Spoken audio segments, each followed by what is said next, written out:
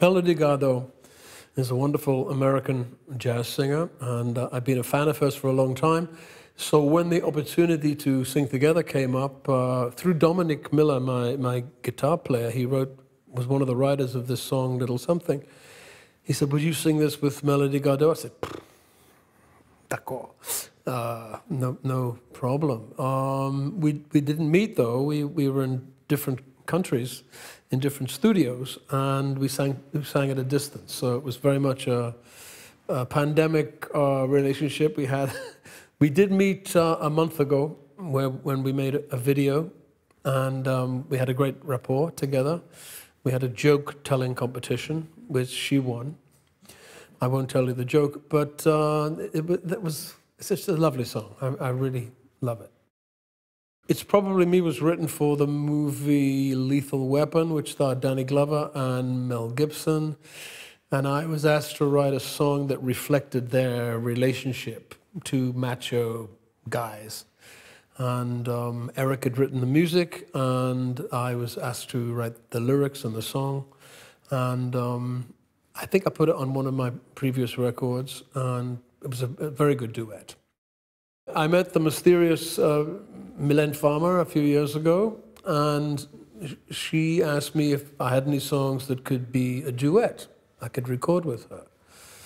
And so a few years before, I'd written this song, a strange song, about a car thief, a man who steals cars, who's also psychic.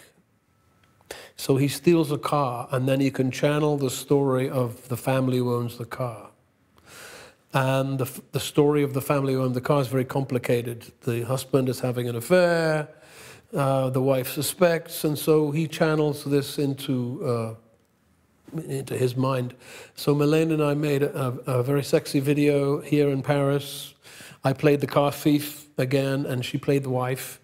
And it was a big hit. It was a number one hit here in France. So yeah, pretty good. Cheb Mami, I met here in Paris in 1999. And I'd written a song that was very influenced by my visits to the clubs here in the north of Paris, the Rai clubs. I would go out and hear this very exciting music and was inspired by it. So I wrote a song that I thought was something like it as a homage. And then I thought I needed an authentic voice to sing along with me. And I met Cheb Mami, had a beautiful, very strange, unique voice. And we made Desert Rose. And it was one of the biggest hits of the year. It was a hit all over the world. It was a hit in Arab countries. It was a hit in Israel. So it was one of those things that crossed borders. The interesting thing is I wrote the lyrics about longing, this idea that longing for the other is something that is kind of religious. And I asked him to write some lyrics in Arabic, and he came up with the same concept without me expressing that to him. He didn't understand English. But when I heard the lyrics, I realized that he was singing had the same meaning. So music translates beyond language, beyond culture. You know, Dominic Miller and I wrote a song called Ship in My Heart many, many years ago. But for some reason, that song, more than any other of ours, has been covered by rap artists, by rhythm and blues singers. So many times. I think maybe 50 different versions of this song have come out. Juice WRLD had a huge hit with his version of it. One of the first ones was Craig David, Rise and Fall, and he asked me to sing on it. So I just wanted to bring attention to this phenomena, really, where this song is used as a template for so many other creative explorations. So that always makes me happy, and I'm sure it will keep happening. I'd written this song based on a Bach prelude. I've always loved Bach. I play it every day. But sometimes I hear something and I think, that could make a really interesting pop song. And so I adapted it and then developed it into a song. And then I thought, as a duet, it would be wonderful. Mary J. Blige, someone I met again, this wonderful, unique, powerful female singer. I thought maybe she wouldn't really want to sing the song because it's very complex, and she's really a hip-hop soul singer, but she took it with both hands and did a fantastic job on it. And it's one of my favorite duets. I think she's brilliant. Shaggy, what do you say about Shaggy? He and I have become very, very close friends. It's funny when you meet someone who's like a kindred spirit, you recognize them immediately. It's not just because we're Libra, we're both born in October. There's something else, something strange. I love his company, he makes me laugh, I even make him laugh. And we've toured together a great deal. We made a great album together called 44876, which got a Grammy. And so the first time we met was recording this song, Don't Make Me Wait, which we recorded in Los Angeles a few years ago, and that was the beginning of a lifetime relationship, I think. It's a bromance, yeah, I'm not ashamed of that. I met Gims, I think, in Cannes or Nice. It was the Festival of Music. And Gims was performing, and we met backstage in the dressing rooms, and he asked me to listen to a song, and I immediately thought, that's a hit already. And he said, would you sing on it? I said, you don't need me. He said, no, I want you to sing on it. I said, I'd be honored to. And so I wrote a verse for the middle of the song and sang along with him. I thought his singing was brilliant. Even though he's a rapper, he has a fantastic vocal technique. And so that was a great thing to sing with him. And we had a big hit here in France. I wish it had been a hit everywhere. Annie and I have been friends since 1977. We both started out together. She was in a band called The Tourists. And we began with the Police, and we used to do little shows together. She's from the Scottish coast, just above Newcastle, where I live. So we have a lot in common. We were educated in the same way. We both have passions about the world, about human rights, women's rights. And we toured together a lot. And on my last tour with her, I think in the 90s, we would perform together. We'll Be Together, we would do that every night. And we recorded it, and it was in a movie, the Bridget Jones' Diary. So we included it here. Charles Aznavour. Charles came to my home in England many years ago, and we had dinner together, and he suggested this song we would sing together. I had to sing in French, and for me, he is an icon, not only as a singer, but as an actor, as a personality, of a master of chanson. So to sing with that man was an amazing privilege for me. And I'd forgotten how good the song was. It's a lovely song, and I'll always have that memory. I was very sad when he died 2 years ago, and I sent my commiserations, but I'm so glad I got the chance to sing with him. I was taught French at school for 7 years. I understand more than I speak. I actually love the language. I think there's always a little bit of accent when a foreign person sings French or a French person sings in English. And you could think that's either disgusting or charming. I don't know which. But really, for me, it comes from wanting to pay homage to the culture. So I love the words. I love the sound of the words. If I get it perfect or not perfect, I don't think that matters too much. I think it's the intention. And, you know, you're singing with Charles Aznavour. You know, it's fantastic. Herbie Hancock and I have been friends, I think, since 1985. I met him here in Paris. I was doing a show in the Mogador Theatre with my band, the Blue Turtles band, with Branford Marsalis. And Herbie came because my guys are all jazz players, and Herbie came to check us out, and we became friends on that night. And over the years, we've done many, many songs together. We recorded one of my songs, Sister Moon, recently. And this was something that was suggested by my manager, Martin Kirschenbaum. He said, my favorite song in the world is My Funny Valentine. I want you to sing that with Herbie. So I said, sure. But we did a lovely version of it, very floaty, very free. And he's one of my favorite musicians in the world. So.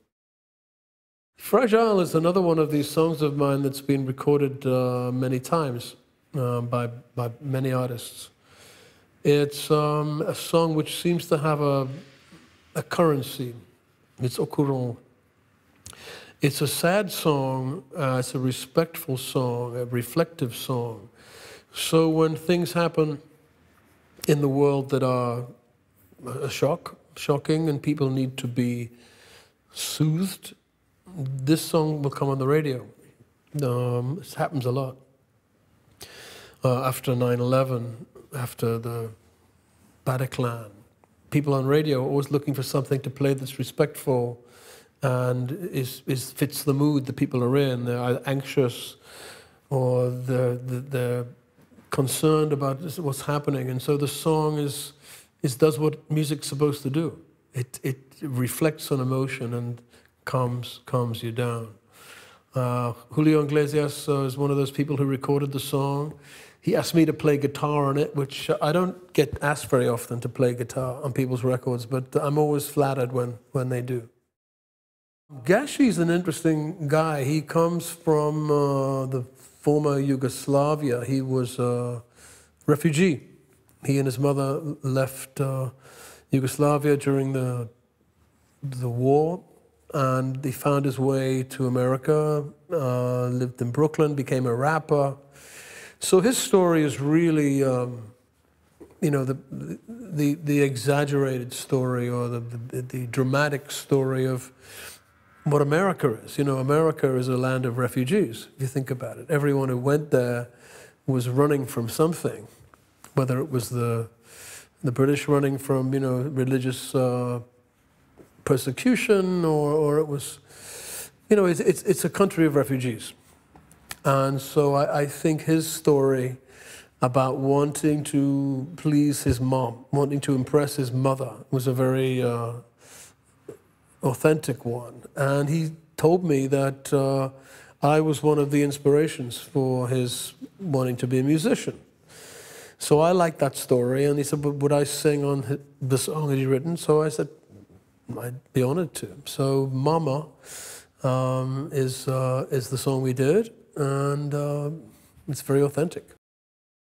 So I wrote this song last year during the lockdown, where every day seemed to be the same. I'd get up, the sun was shining, the sun would go down the next day. I'd forgotten the days of the week. It could be Sunday, it could be Wednesday, and I was just missing the change of the season. You know, I think human beings, we need the cycle of seasons. We need the cycle of the week, especially when we're in lockdown. We will forget these cycles. So September is that desire for the season to change, for some rain, just something different. I wrote the music and I thought, you know, this sounds kind of Italian. So I called Zucchero. I said, listen to this melody.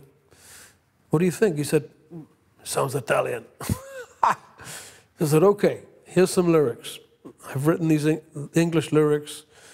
You translate that into Italian and we'll sing it as a duet. Okay. So maybe 2 days later, he said, "Oh, I got the lyrics." So he sings it together. And what really surprised me, because I've known Zucchero a long time, over 30 years. You know, he has a great blues voice. He starts to sing this song like Pavarotti, like he has this natural tenore. You know, it sounds like an Italian tenor with a vibrato. And I think, God, this is an authentic, not trained, but an authentic Italian tenor's voice. And I said, I'm so impressed that you can do this. Yeah. But so we sing that this is a duet, and again, it's a very new song, and we're very pleased with it. Practical Arrangement was a song I wrote for my play, The Last Ship. And it hasn't actually been in any of the productions yet, although it's one of my favorites.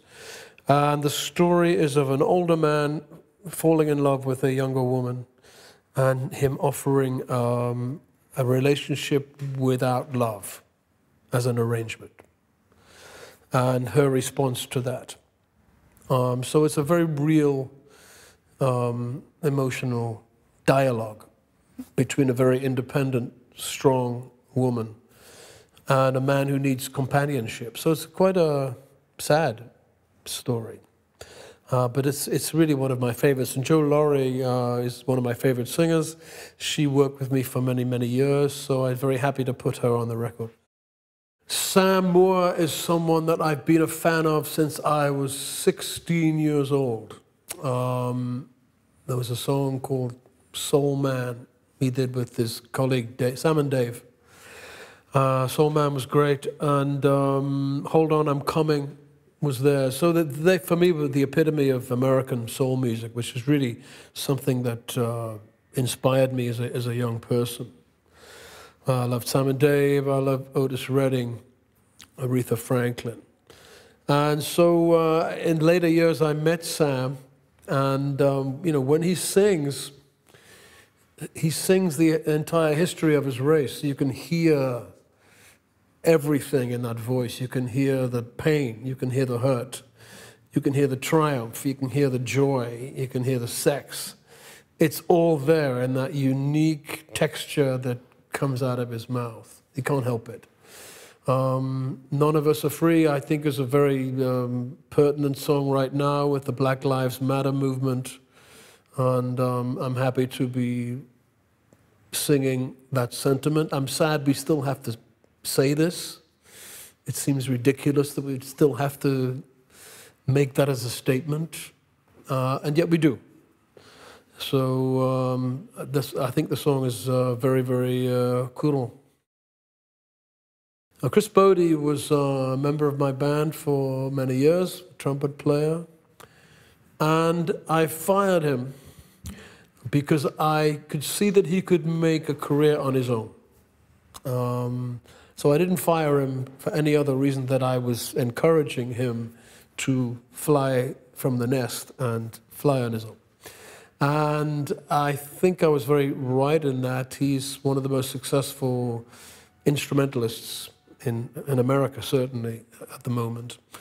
And the first thing we ever recorded together was this song. It's a Frank Sinatra song. And the arranger was Rob Mathis, who then became a very influential person in my own life. He arranged a lot of music for me. So this was the first time the three of us got together, Rob Mathis, Chris Bodie, and myself, with a song made famous by Frank Sinatra, and it's beautiful.